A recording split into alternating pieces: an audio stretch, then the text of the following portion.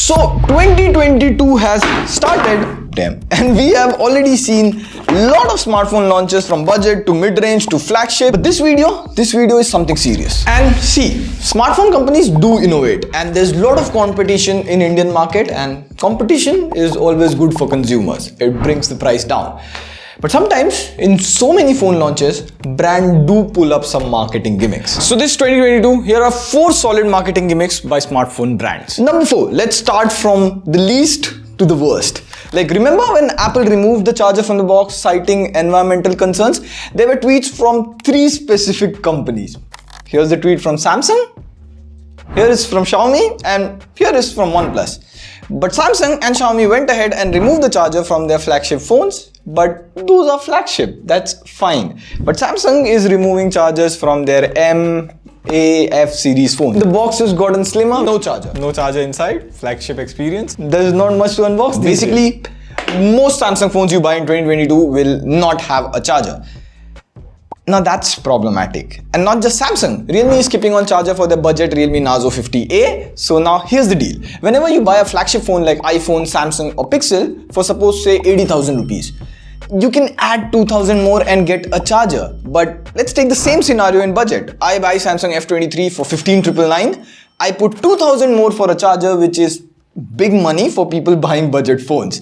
So now at 17,999, I get a Samsung M33 for the same price. And for a second, let's just ignore all of that. Let's take the logic that you already have a charger of your last phone. So can you fast charge a Realme phone with a Samsung charger? Or can you fast charge a Samsung phone with a Realme charger?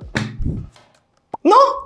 Of course, you'll need a new charger. So what I want to say here is that even if brand assumes that you have an extra charger, chances are that it's from a different brand. So you won't be able to fast charge your phone anyways. Overall, my point is Samsung is doing it now. Every other company will now do it next year if this trend works. I'll just request brands to think about it and at least not remove chargers from budget phones. Number 3. Android 11 in 2022. So Samsung was the first Android company to announce 3 years of software update and 4 years of security update. Now they have pushed it to 4 years of Android update, and since it is working for them, every company is now promising software updates. But then you would be like, Pratik, what's wrong with that? Well, nothing actually. It's great to actually know how longer your phone will get updated, but there are still companies who launch phones with Android 11 in the box. A very recent example was OnePlus 9RT. It is Oxygen OS 11 merged with Color OS 11. Yes, it's Android 11 right out of the box. OnePlus promised 3 years of Android updates, but those 3 years will count as Android 12, Android 13 and Android 14. Whereas if the phone came with Android 12 right out of the box, you would have got Android 13, Android 14 and Android 15. And not just OnePlus. A lot of companies are still launching phones with Android 11 in 2022. And some are still sending Android 11 updates.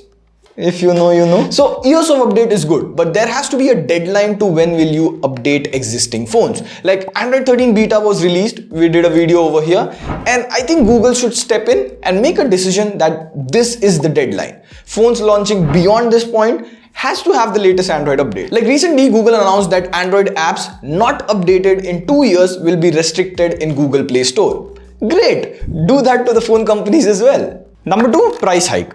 Okay, let me explain it this way. So this is a chocolate that I really like, dark, bitter, not too sweet. Now today I saw the price is 45 rupees instead of 40. So the point is everything around you from petrol to Maggi is having a price hike because inflation, war scenario.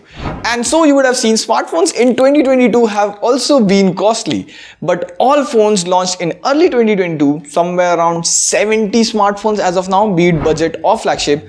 This is the first time all of them have bank offers. All smartphones, be it Redmi, Realme, Motorola and even Samsung, had an instant bank discount of 1,500 or 2,000 from selected banks. In fact, if you visit the smartphone website, the price written itself is including bank offers with a small asterisk for terms and conditions. Now, I do understand everything is getting costly, prices have to be hiked. But when inflation comes down, will the prices of smartphones go low? Will this chocolate be back to 40 rupees? Have you ever seen price of any fixed package product go low? And number 1, rebranding with price cut. I know there is a chip shortage in smartphones, you can clearly see it, which brings me to number 1, rebranding. I can give you many examples like Vivo T1 and iQOO Z6. exact phones. Poco X4 Pro and Redmi Note 11 Pro Plus.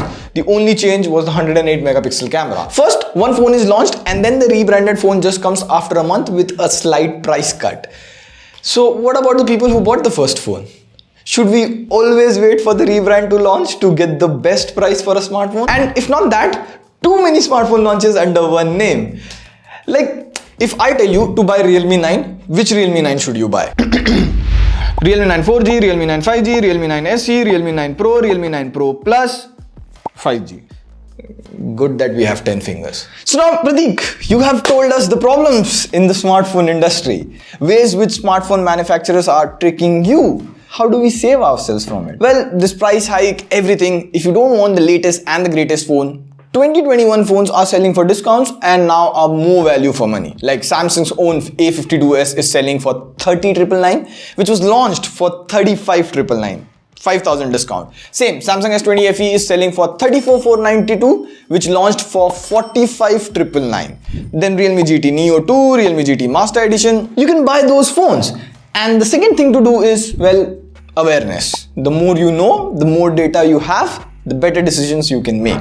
So share this video with everyone. Let's hit 5,000 likes on it and we'll see you in some other exciting video. On that note, this is Prateek signing off. See you soon. Pew pew.